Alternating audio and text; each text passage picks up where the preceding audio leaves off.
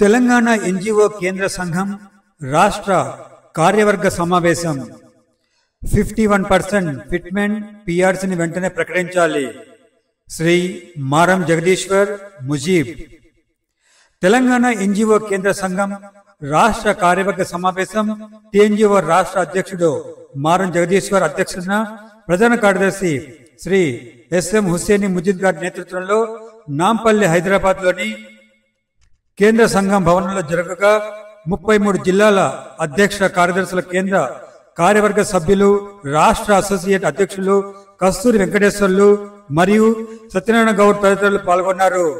ఈ సమావేశంలో అధ్యక్షులు శ్రీ మారం జగదీశ్వరరావు గారు, ప్రధాన కార్యదర్శులు ముజీబ్ హుస్సేన్ గారు మాట్లాడుతూ ఉద్యోగుల పెండింగ్ సమస్యల సాధన కోసం ప్రభుత్వంతో, కేబినెట్ సబ్ కమిటీతో, ఆఫీసర్స్ కమిటీలతో సుదీర్ఘంగా చర్చించి ప్రధానంగా పంచాయతీ కార్యదర్శులను గ్రేడులుగా విభజించడం, సచివాలయంలో 12.5% కోటా అమలు, పెండింగ్ బిల్లులకు సంబంధించిన మెడికల్ బిల్లుల మంజూరు, డిఏ ఉత్తర్వులు ఇవ్వడం, కొన్ని శాఖలకు అదనపు పోస్టులను మంజూరు చేయించడం వంటి 16 సమస్యలను పరిశీలించినప్పటికీ ప్రధానంగా టిఎన్జిఓ సంఘం ఇదివరకే ప్రభుత్వం ముందు ఉంచిన పెండింగ్ డిమాండ్లలో 1/7/2023 నుండి 51% ఫిట్మెంట్లతో పిఆర్సీ అమలుకు చర్యలు తీసుకోవాలని, పెండింగ్ డిఏలను మంజూరు, పెండింగ్ బిల్లుల చెల్లింపులు, సిపిఎస్ రద్దు, గచ్చిబౌలి ఇళ్ల స్థలాలను బీటీ ఎన్జిఓస్ సొసైటీకి కేటాయించడానికి అడ్డుగా ఉన్న ప్రభుత్వ మెమోను రద్దు చేసి వెంటనే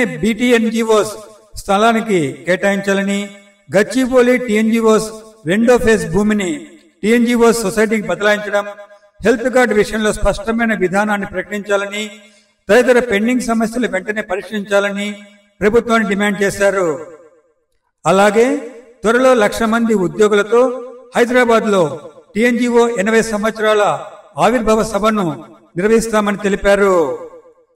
టిఎన్జిఓ సంఘం ఎల్లప్పుడూ ప్రభుత్వంతో సఖ్యతగా ఉంటూనే పెండింగ్ సమస్యల సాధన కోసం పోరాటాలకు వెనుకడుగు వేయదని తెలియజేస్తూ త్వరలోనే ఉద్యోగుల అన్ని సమస్యల పరిష్కారానికి ప్రభుత్వం చొరవ తీసుకుంటుందని ఆశాభావం వ్యక్తం చేస్తూ టిఎన్జిఓ రాష్ట్ర కార్యవర్గ తీర్మానాలు ఏకగ్రీవంగా ఆమోదించారు.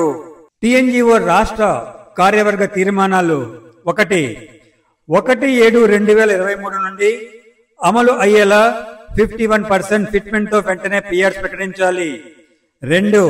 పెండింగ్ డిఏలను మంజూరు చేయాలి మరియు బకాయిలను నగదు రూపంలో చెల్లించాలి. 3. అన్ని రకాల పెండింగ్ బిల్లులను వెంటనే చెల్లించాలి. 4. సిపిఎస్ రద్దు చేసి పాత పెన్షన్ విధానాన్ని అమలు చేయాలి. 5.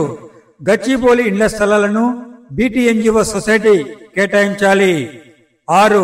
టిఎన్జిఓ గచ్చిబౌలి రెండో ఫేజ్ల స్థలాలను సొసైటీకి యాజమాన్య హక్కులను బదలాయిస్తూ ఉత్తర్వులు వెంటనే విడుదల చేయాలని తీర్మానించమైనది. 7. వివిధ కారణాలతో ప్రభుత్వ శాఖల్లో సస్పెండ్ అయిన ఉద్యోగులను నిబంధనల మేరకు విధుల్లోకి తీసుకోవాలి. 8. అన్ని శాఖల్లో పాత జిల్లాల ప్రతిపాదికన అదనపు పోస్టులను క్యాడరీలు మంజూరు చేయాలి. 9. ఉద్యోగుల పెండింగ్ సమస్యలను వెంటనే పరిష్కరించాలి. ఈ కార్యక్రమంలో మారం జగదీశ్వర్, ఎస్ఎం హుస్సేన్ ముజీబ్ తదితరులు పాల్గొన్నారు. ఇంకొక అసోసియేట్ అధ్యక్షుడు సత్యనారాయణ గౌడ్ గారు, అలాగే పత్రికా మిత్రులకు అందరికీ నమస్కారం. ఈరోజు 33 జిల్లాల అధ్యక్ష కార్యదర్శుల మనోభావాన్ని వ్యక్తపరుస్తూ ఈనాడు సమావేశం ఏర్పాటు. గతంలో ప్రభుత్వం దగ్గర తీసుకెళ్ళాం, ఇప్పుడు కూడా తీసుకెళ్లాలని మనవి చేస్తూ చైర్మన్ గా ఉండి చాలా సమస్యలు ఇలా ప్రభుత్వం దృష్టికి తీసుకెళ్లి మెయిన్ డిమాండ్స్ 50 పెట్టేసి ఇంకా డిమాండ్లను ఇలా ప్రభుత్వం దృష్టికి తీసుకొచ్చి చర్చించిన తర్వాత గౌరవనీయులైన తెలంగాణ రాష్ట్ర ముఖ్యమంత్రి రేవంత్ రెడ్డి గారు గతంలో మనం అందరం చూసాం. మరి ఆ రోజు జేఏసీ పిలిపిస్తే ముఖ్యమంత్రి గారు కొంచెం మనోవేదనకు గురై నేను కోసుకున్న 1 రూపాయి అని చెప్పిన సందర్భం. అప్పుడు చాలామంది ఉద్యోగులు బాధపడుతూ మళ్ళీ ముఖ్యమంత్రి గారే మమ్మల్ని పిలిచి ఒక కమిటీ వేసేసి ఇవాళ అన్ని సమస్యలను చర్చించిన తర్వాత ఒక 16 డిమాండ్ను ఒప్పుకున్నందుకు గౌరవనీయులైన ముఖ్యమంత్రి రేవంత్ రెడ్డి గారికి, అలాగే ఆర్థిక శాఖ మంత్రులు డిప్యూటీ సీఎం మల్లు భట్టి విక్రమక్క గారికి, రాష్ట్ర క్యాబినెట్ వర్గానికి, ఎమ్మెల్యేలకు ఇలా మేమందరం కృతజ్ఞతలు తెలియజేస్తున్నాం. గారికి మేము చాలాసార్లు విన్నవించుకున్నాం.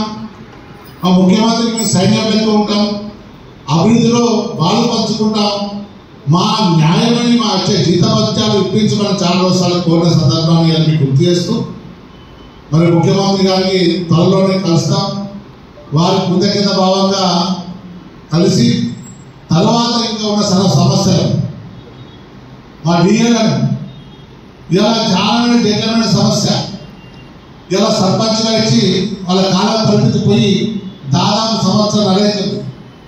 మరి అక్కడ ఉన్న పనులు లేకుండా మా ఉద్యోగులే అక్కడ అప్పో సప్పో తీసుకొచ్చి వాళ్ళు నడుపుతున్న సందర్భం. మరి వాళ్ళకు కూడా లక్షల పెండింగ్ బిల్స్ ఉన్నాయి, వాళ్ళని వెంటనే రిలీజ్ చేయాలని తీర్మానం కూడా చేయడం జరిగింది. అలాగే హాస్టల్ వెల్ఫేర్లో వారు కూడా చాలామంది అక్కడ మా హాస్టల్ వెల్ఫేర్ ఆఫీసర్ అక్కడ ఉన్న పరిస్థితికి అనుగుణంగా బడ్జెట్ లేకుండా ఆ బయట తీసుకొచ్చి ఇవాళ లక్షలు వాళ్ళు కూడా పెట్టుకున్న సందర్భాన్ని ఇలా ప్రభుత్వం దృష్టికి తీసుకెళ్ళాం. వాళ్ళకు కూడా వెంటనే వాళ్ళ బిల్స్ని విడుదల చేయాలని కోరుతున్నాం. మరి చాలామంది ఉద్యోగులు ఇలా మనస్తాపానికి గురవుతున్నారు, చిన్న కారణం వల్ల సస్పెండ్ అవుతున్నారు. ఇలా అగ్రికల్చర్ మార్కెట్లో చిన్న లోపమైందని 7 సస్పెండ్ చేసి 105 మందికి మెమో ఇవ్వడం జరిగింది. అది చిన్న సమస్య. వాళ్ళు సస్పెండ్ చేసిన తర్వాత దాదాపు 4.5 నెలలు అవుతుంది, కనీసం దాన్ని ఎంక్వైరీ చేయకుండా మా ఉద్యోగులు మనోవేదన గురి చేస్తున్న సందర్భాన్ని గుర్తు చేస్తున్నా. అలాగే రిజిస్ట్రేషన్ డిపార్ట్మెంట్లో ఏదో కారణాల వల్ల కొందరు తప్పు చేయవచ్చు, కొందరికి తప్పు చేయకుండా శిక్షణ ప్రవహించే పరిస్థితి ఉంటుంది. మరి సస్పెన్షన్ ఇస్ నాట్ పనిష్మెంట్ అంటాం. మరి వాళ్ళకి ఇలా 6 నెలలైనా వాళ్ళకు చేయలేదు.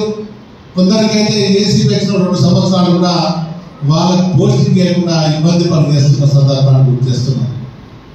ఎలక్షన్ డిపార్ట్మెంట్ వాళ్ళని కూడా ఇలా 23 మంది 24 మంది ఉన్నారు. వాళ్ళని వెంటనే రిజిస్టర్ చేసి వాళ్ళని ఎంక్వైరీ చేయాలి. తప్పు చేస్తే ఎంక్వైరీ చేయండి, వాళ్ళకి శిక్షించాలి. కానీ సస్పెన్షన్ ఇస్ నాట్ పనిష్మెంట్ అనుకునే వాళ్ళని అక్కడి నుంచి ఆ సీట్ నుంచి తొలగించి ఇంట్లో కూర్చుంటే వాళ్ళ కుటుంబం కూడా మనోవేదన గురవుతుంది. ఏమో మా ఆయన ఏదో తప్పు చేసిన వాళ్ళు పిల్లలు కూడా అనుకుంటారు. రేపు ఎంక్వైరీలో వాళ్ళు తప్పు చేయాలని తెలిస్తే వాళ్ళ ఇంటి ఆ కుటుంబం ఏం చేస్తుంది. ప్రభుత్వాన్ని కూడా మరి 3 ఏళ్ళ జీతాలు కూడా ఇవ్వాల్సిన అవసరం వస్తుంది. జీవోను అనుసరించాలి. సస్పెండ్ చేసిన 6 నెలలు, అలాగే ఏసీ పైన 2 సంవత్సరాల లోపలనే మనం చేయాలి. లేని పక్షంలో పెండింగ్ ఎంక్వైరీ అని చెప్పేసి రిజిస్టర్ చేయాలి. ఇవన్నీ ఎన్నిసార్లు కోరినా మరి కొందరు మంత్రులు అయితే అలా ఇంటర్వ్యూగా వదిలిపెడతారు. మరి ఇలా ముఖ్యమంత్రి గారు చెప్పినట్టు, ఆర్థిక శాఖ మంత్రులు డిప్యూటీ సీఎం గారు చెప్పినట్టు మా ఈహెచ్ఎస్ జీవో నెంబర్ 186 తర్వాత గత ప్రభుత్వం తీసుకొస్తే దాన్ని కూడా ఐఎస్టీ ఇంప్లిమెంట్ చేస్తామని ఒప్పుకున్నారు. మరి దాన్ని త్వరలోనే ఒక కమిటీ వేసేసి దాన్ని ట్రస్ట్గా ఏర్పాటు చేసుకోవాలి. ఇలా ప్రభుత్వం షేరు, మా ఉద్యోగుల షేరు సంవత్సరానికి 400-800 కోట్లు అయితే దాన్ని మెడికల్ ఫ్రీ క్యాష్లెస్ ట్రీట్మెంట్ ఇచ్చే బాధ్యతను ఇలా ప్రభుత్వం తీసుకుంటామని చెప్పింది. అన్ని సమస్యలను తొందరనే ఆ రిపోర్ట్ ఇచ్చేసి ఆ రిపోర్ట్కి అనుగుణంగా అన్నింటిని ఇంప్లిమెంట్ చేసే బాధ్యతను ఇలా ప్రభుత్వం తీసుకోవాలని ప్రభుత్వాన్ని కోరుతూ, మరి మేము ప్రభుత్వానికి ప్రజలకు వారధి, ప్రజలకు ఎప్పుడు మేము శత్రులం కాదు, వాళ్ళకి సేవ చేసే ఉద్యోగులు, ప్రభుత్వానికి మంచి పేరు తీసుకొచ్చే వ్యక్తులు.